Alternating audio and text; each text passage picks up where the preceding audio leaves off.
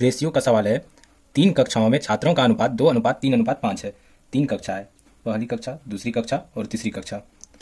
तीनों कक्षाओं में जो छात्रों का अनुपात है वो कितना है? 2:3:5 के अनुपात में है। अब कह रहा है सवाल में, यदि 40 छात्र प्रत्येक कक्षा में बढ़ाया जाए। कितना छात्र बढ़ाया जा रहा है? 40 छात्र बढ़ाया जा रहा है। तो अनुपात 4:5:7 हो जाता है। अब कितना हो जा रहा है? अनुपात 4:5:7 हो जा रहा है। अगर 40 छात्र बढ़ा रहा है तो यहाँ पर एक्चुअल में बढ़ा कितना रहा है? 2 यूनिट बढ़ा रहा है। यहाँ भी कितना बढ़ा रहा है? यहाँ भी 2 यूनिट बढ़ा रहा है। यहाँ पर भी 2 यूनिट बढ़ा रहा है। प्रत्येक में कितना यूनिट बढ़ा रहा है? 2 यूनिट बढ़ा रहा है। लेकिन सवाल में कह रहा है क्या? 2 यूनिट नहीं, कितना बढ़ा रहा है? 40। 40 छात्र बढ़ा रहा है तो 2 यूनिट का वैल्यू कितना हो गया? 40। तो 1 यूनिट का वैल्यू कितना हो जाएगा?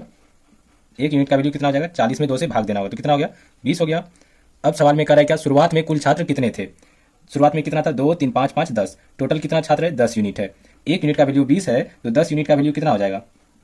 ये क्या निकल के आ जाएगा? शुरुआत में जो जितने छात्र थे उतना निकल के आ जाएगा। तो 1 यूनिट का वैल्यू 20, तो 10 यूनिट का वैल्यू कितना हो जाएगा? 10 गुना 20 कितना हो गया? 200। शुरुआत में कितने छात्र थे? 200। ये हमारा सही आंसर हो जाएगा। ऐसे ही महत्वपूर्ण सवालों के जवाब जानने के लिए हमारे चैनल को सब्सक्राइब जरूर करें।